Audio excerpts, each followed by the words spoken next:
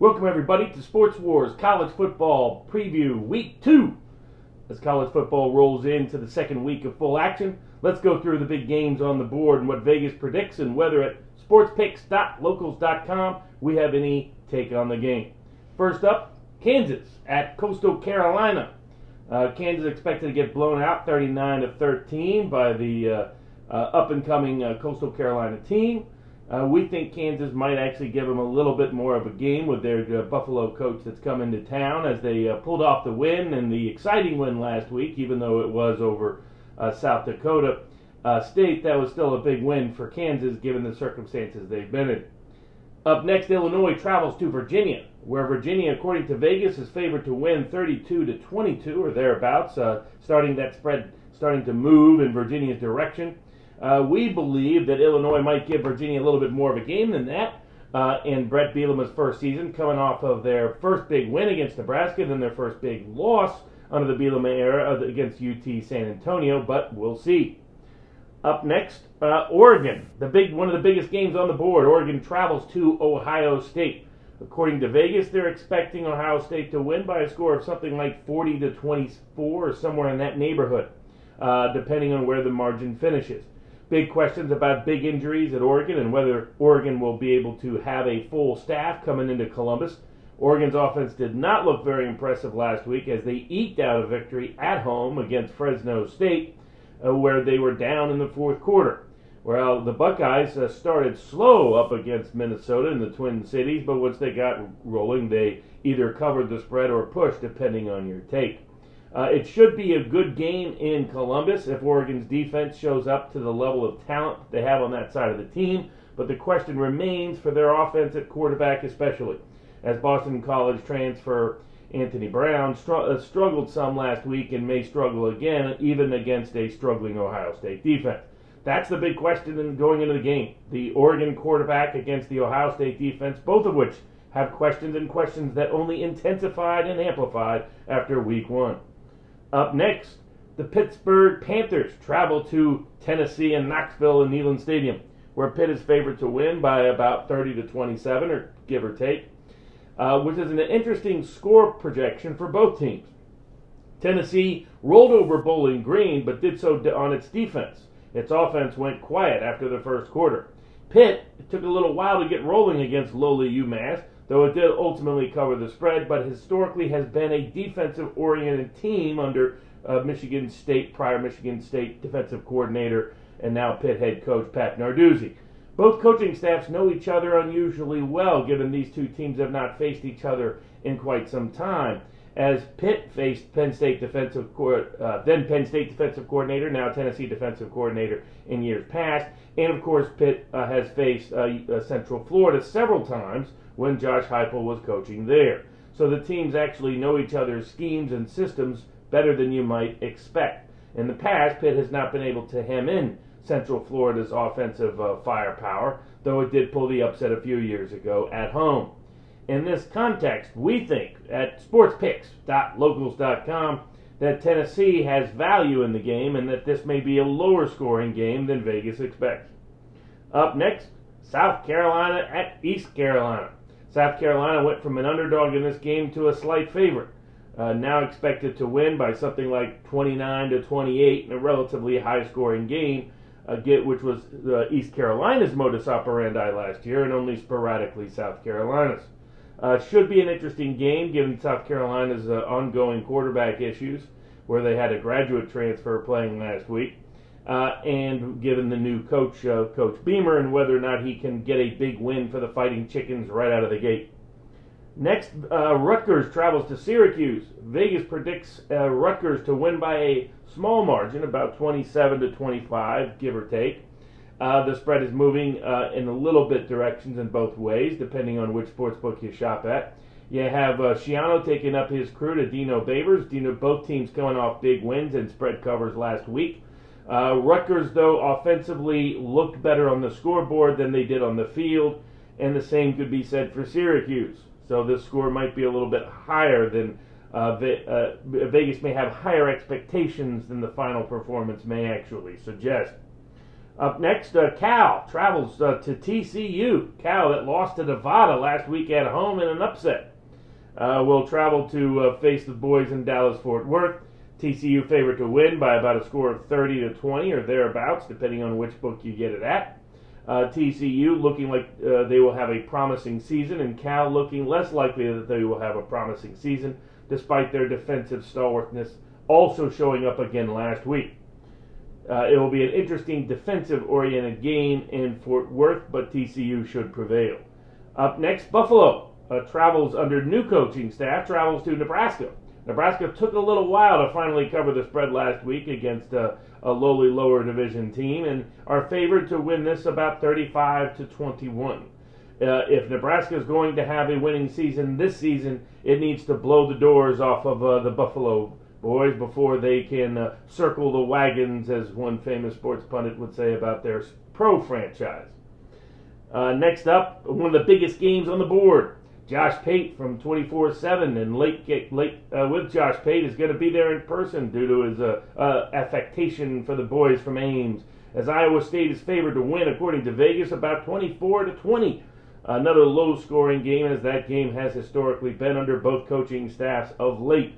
Iowa comes in blowing up Indiana's prospects for a Big Ten title and a top 20 finish right out of the gate, while Iowa State, in its annual tradition, manages to struggle in the very first game of the year, barely beating the lowly Northern Iowa team. However, these teams tend to get up for this one, and Iowa State needs a win over Iowa, both to justify its playoff aspirations, but also for its head coaching staff that has, and this senior-laden crew, including super seniors and Ames, who have never beaten Iowa during their careers and tenures. So this will be a lot of pressure on the boys from Ames, and we think Vegas has nailed the spread right about where it should be. Up next, Texas A&M travels to Colorado. As we told you last week, Texas A&M under Jimbo Fisher has a magical way of covering those big spreads, and they got another big spread here as they travel to face the boys in Boulder. They're expected to win by about a score of 35-18. Colorado had a solid win last week over lowly Northern Colorado, but do not have the hosses to compete with Texas A&M even at home. We think A&M rolls, and that Vegas has pretty much nailed the number well.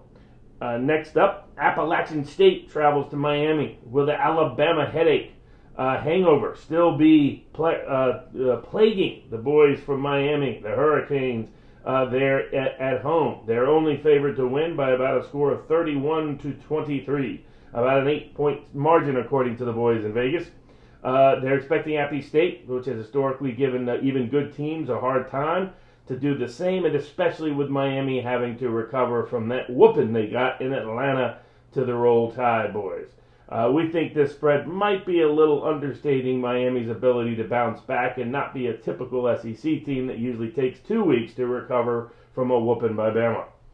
Up next, the Wolfpack travel to face the Fighting Mike Leaches in Starkville as NC State goes down to face Mississippi State, and the Wolfpack out of the ACC are the road favorites, the road chalk to go in and pull the win over the boys in Starkville after they barely won last week at home against Louisiana Tech, needing a fourth quarter 21-point comeback to pull off the win.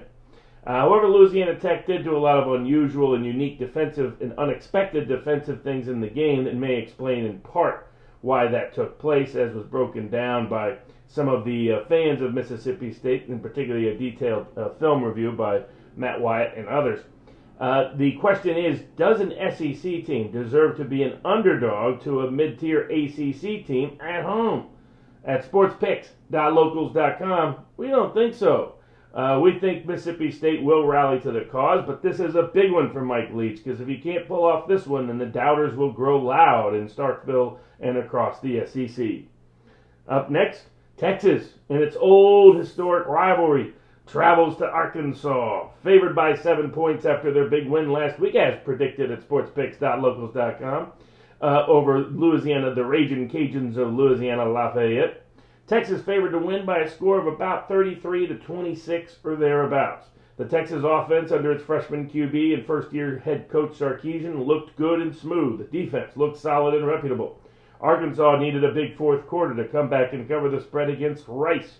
Talent-wise, Texas clearly still has the real edge here, and that 7 points may be too small. The question is whether the historic rivalry and first-year coaching staff with a freshman QB might trip them up in this big matchup. Time will tell. After that, Missouri, in a big SEC matchup early in the season, faces Kentucky.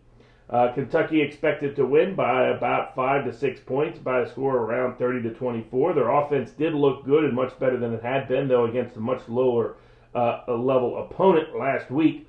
Missouri struggled early, but then ultimately played pretty solid down the stretch. An interesting spread, given a lot of people have very divergent views over these two teams. Many people in the SEC think this could be Kentucky's year. Others in the SEC really believe that this could be Missouri's year. They were common popular sleepers across the SEC and various college football predict-em world. This game will tell us a lot about which one deserves that status. We will see. Though the total overall score might be a little bit high for these traditionally defensively oriented, offensively limited teams. Next, Washington travels to Michigan. As we predicted in an early Michigan preview a few weeks ago, when Michigan was an underdog in this game, we recommended that at sportspicks.locals.com that you take the Michigan side while you could still get points. Well, that turned out wise, as Michigan is now favored by almost a touchdown at home in Ann Arbor after Washington lost at home to Montana, as their offensive ineptitude under their new coach continues.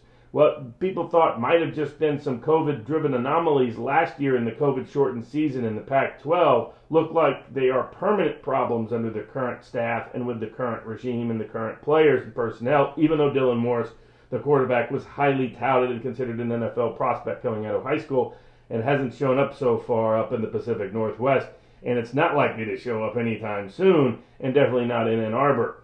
We at sportspicks.locals.com still like the Michigan Wolverines, though we liked them a lot more when they were catching points than giving them. Up next, Vanderbilt travels to Colorado State, and the question is, can Vanderbilt win a game this year? We don't think this one, even against lowly Colorado State, will be one of them, sadly.